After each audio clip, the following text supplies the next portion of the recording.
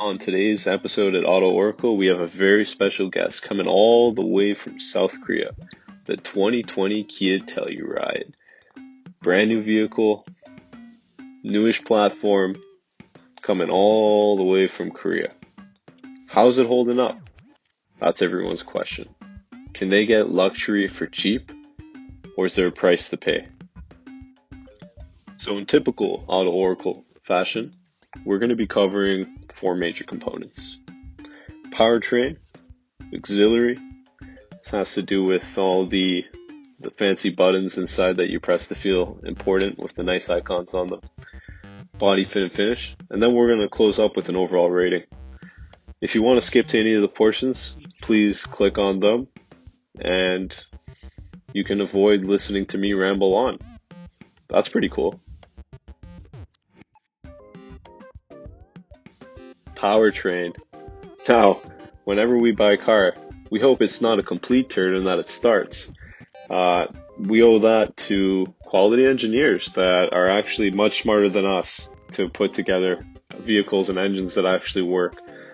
So, in the powertrain department, how is the Telluride holding up? There are some complaints of engine overheating at idle and stop-and-go traffic, but they don't seem to be very widespread. Don't see any recalls or anything about this, but something to keep an eye on unless you're really looking to start camping trip and you need a way to cook, some eggs and stuff like that, then you'd be really looking forward to this feature depending on how you look at it. This one is a weird one. So have you ever played Super Mario and you're driving a cart and then you go over like one of those pointy pads and it makes your car go faster?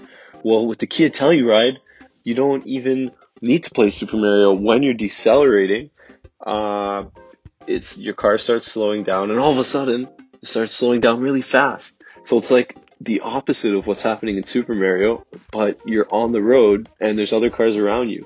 So it's like a non-gradual, non-consistent deceleration. So if you're into that and you want some more liveliness in your life, awesome. Hearing this from quite a few people, don't understand if it's a transmission issue, how the coding is done for the gear shifts, or how the all-wheel drive is engaging. But either or, like if you can have some real fun with that, depending on how much you're into that kind of stuff. Auxiliary equipment. Oh, our friend, the nice shiny buttons that look really cool that we love to press. How's the Telluride holding up in this department? So we see a couple issues popping up. First is the blower motor. So people are trying to, feel air coming from their vents, and in the rear it's not working, in the front it's not working. We're seeing a number of complaints coming out regarding those. Not a huge widespread issue, but are seeing some stuff pop up.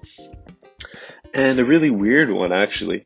On the center screen, the widget that shows your weather is showing loading permanently. Telluride owners everywhere are waiting for minutes, hours, days for their weather widget to populate, and it's just showing as loading. What a loss. What an atrocity. What's going to happen? Will Kia respond with an update? Or will the owners patiently wait and wait and wait to see their weather? Now on to the most tangible component, body, fit, and finish. Because you're buying a car, you want it to look good and everything, right? So, what are we seeing in the Telluride? So with any new car, new platform, we are seeing a number of panel gaps. Depending on the way you look at this could be a feature because it's extra storage between the panels, but definitely going to call that out. I've seen that on a couple on the road myself. And leaking sunroof. Now, this may also be a feature if you're looking for the convertible experience, to feel the atmosphere and the environments. You're driving through rains or car wash, feel some wetness, but I like to push towards the other side of the spectrum and not really into that.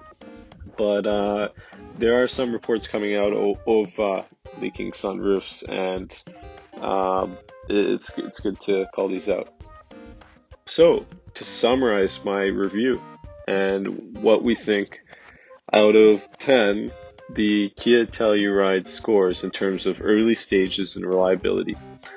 And our score is, drum roll, donut, as in do not buy the first year of this car. If it was my money, I'd wait. It is a nice car. The things I've called out are not extremely widespread, but at this stage in the game, new car, new platform, it really makes sense to hold out a bit on this one, wait to hear about any more widespread issues, and then make a judgment call. But hey, it's your money, your choice. Thanks for tuning in, everyone.